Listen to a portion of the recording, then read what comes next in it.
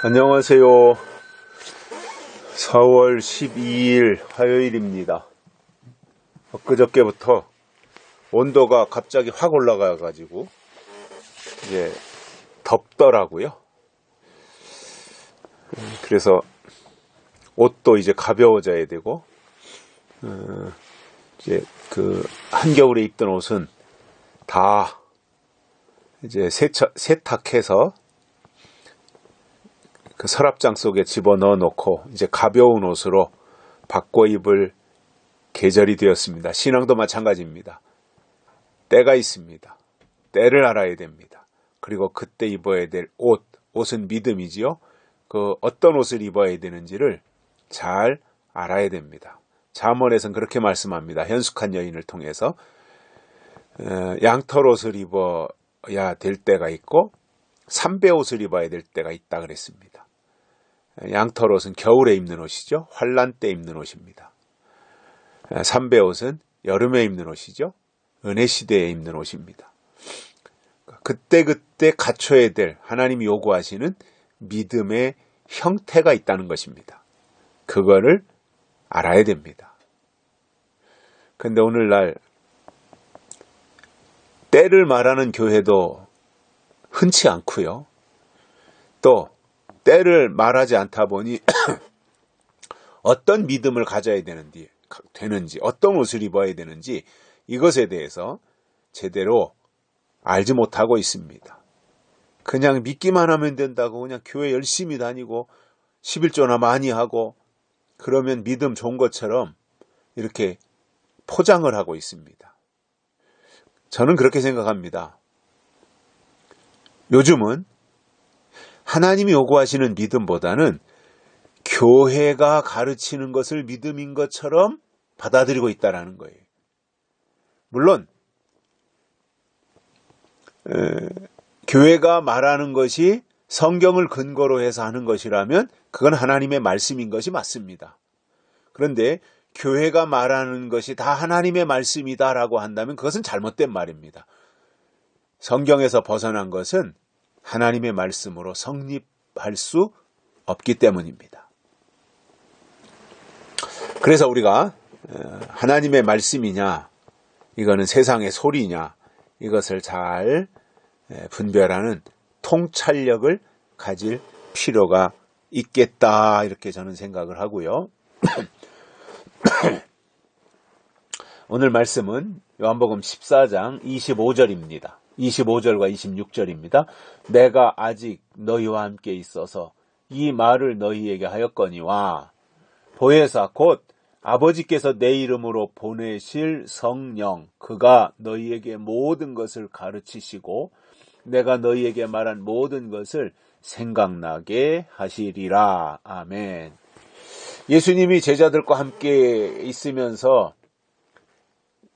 많은 말씀을 하셨는데 특히 요한복음 14장에서는 말씀이신 하나님에 대해서 설명하고 그리고 예수님이 바로 말씀이시다. 이것에 대해서 강조하는 내용을 말씀하셨는데 다시 여기서 강조하는 내용이 있습니다. 반복해서 강조한다는 것은 뭐예요? 중요하다는 거잖아요.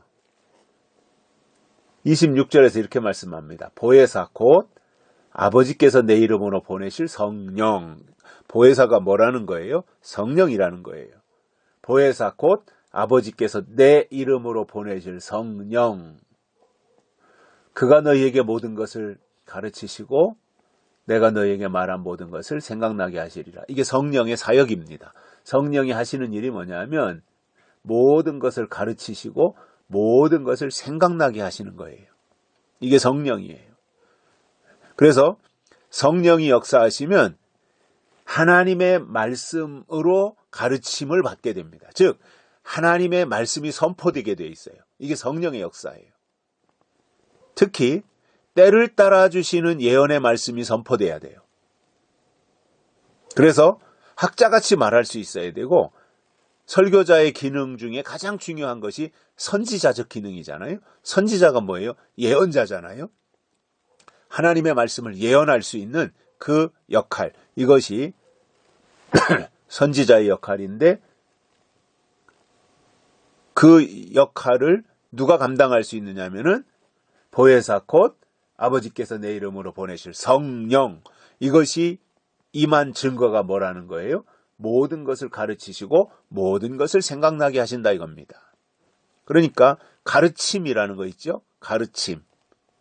이 가르침은 무슨 대학교에서 학생들을 가르치듯이 아니면 어느 학원에서 학원생들을 가르치듯이 그냥 이렇게 이론적으로 지식을 전달하는 그러한 가르침을 말하는 것이 아닙니다. 모든 것을 가르치시고 그랬으니까 이 모든 것 속에는 성경의 내용이 다 포함되어 있는 거죠. 그러니까 교회가 가르쳐야 될, 교회가 성령으로 가르쳐야 될 게 뭐예요? 성경이잖아요.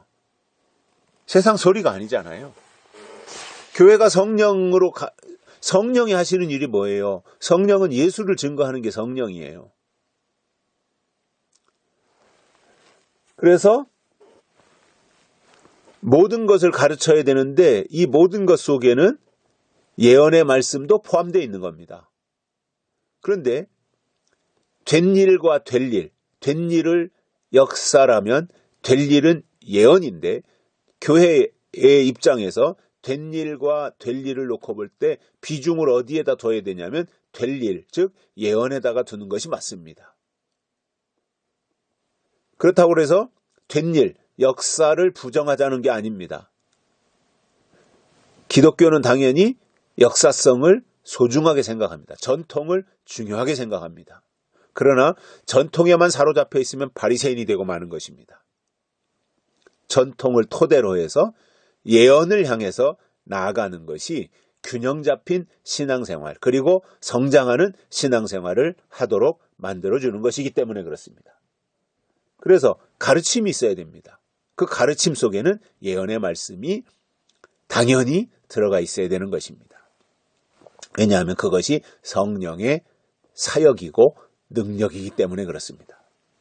뿐만 아니라 모든 것을 생각나게 하신다는 거예요. 이게 성령의 역할이에요. 그때그때 필요한 것을 떠오르고 생각나게 하는 것. 그래서 이길 수 있도록, 승리할 수 있도록 만들어준 그 역할을 성령이 하게 하시는 거예요. 그런데 성경이 말씀하는 성령을 보면 성령은 이른비 성령이 있고 늦은비 성령이 있습니다. 본질은 똑같은데 본질은 다 성령인데 이른비도 비이고 늦은비도 비이고 본질에 있어서는 똑같은데 역할에 있어서는 차이가 있다는 거예요. 이른비와 늦은비가. 그래서 초림 때 마가다락방에 임한 성령이 이른비라면 예수님이 재림 때 주실 성령은 늦은 비에 해당되는 거지요.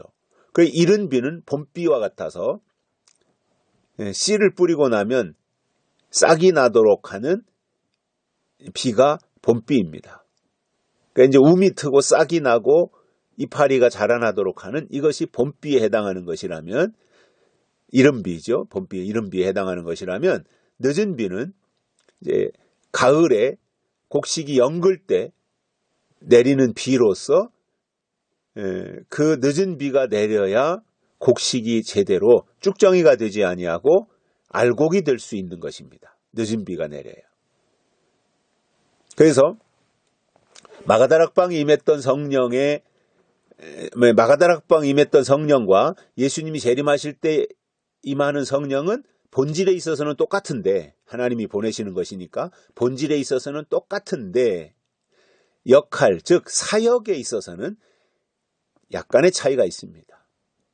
싹이 나게 하는 것과 열매가 연글게 하는 것과 그 차이는 있다는 거예요. 이것을 모르면 때를 따라주시는 하나님의 은혜를, 하나님의 능력을 맛볼 수가 없는 겁니다. 그러면 모든 것을 가르치시고 모든 것을 생각나게 하시는 이 성령, 이것이 어떤 성령일까요? 저는 늦은비 성령이라고 봅니다. 왜냐하면 이른비 성령도 물론 성령이 오셔서 우리를 가르치시고 우리를 깨우치시고 우리를 바르게 하고 우리를 또 의롭게 하고 우리를 그 말씀으로 생각나게 하고 하는 그 역할을 은혜 시대도 마가다락방의 성령에서도 충분히 하게 하는데, 그러나 마가다락방의 성령을 보면 120문도가 받아가지고 활동한 것들을 사도행전을 통해서 보면 전파하는 역할이 커요. 전파. 예수를 증거하고 예수를 전파하는 복음 전파의 역할이 훨씬 커요. 이 마가다락방의 성령을 보면. 그러니까 그 분야에서 가르치고 떠오르고 생각나게 하는 일을 한 거예요. 그런데 그것으로 끝이 아니잖아요. 연결해야 되고 열매 맺어야 되잖아요. 그래서 늦은비 성령이 임하는 이 부분에 가서 제가 볼 때는 이 보혜사 성령, 아버지께 내 이름으로 보내실 이 보혜사 성령은 늦은비 성령인데, 예수님 재림 때 보내실 성령인데, 이것이 오시면 모든 것을 가르치시고 모든 것을 생각나게 하신다라고 하는 말씀이 이때 가서 이루어질 것입니다. 모든 것 속에는 요한계시록이 포함돼야 되는 거죠. 모든 것이잖아요. 모든 것. 그 예언의 말씀, 계시록의 말씀이, 약속이 증거되고 가르치고 떠오르고 생각나고 하는 이 단계까지 가는 것이 맞기 때문에 저는 여기서 말씀하는 성령은 늦은 비다. 예수님이 다시 오실 때 보내실 남종과 여종들에게 보내겠다고 말씀하신 이러한 내용들, 이것을 계시록적으로 표현해서 진리의 영이라고 표현할 때 마가다락방 임한 것이 은혜 시대를 열어놓는 은혜의 영이었다면, 성령이었다면, 예수님이 재림하실 때 계시록을 통해서 주실, 그래서 새 시대를 열어놓을 진리의 성령이 이렇게 이제 구분해서 설명할 수 있다라고 하는 거예요. 그렇다고 해서 제가 뭐 양태론을 말하는 것이 아닙니다. 어떤 사역적인 측면에서 그 역할을 말하는 것입니다. 그래서 이러한 부분들을 우리가 이해하고 신앙생활하는 것이 성장하는 모습이다, 이렇게 봅니다. 여기까지 하겠습니다. 감사합니다.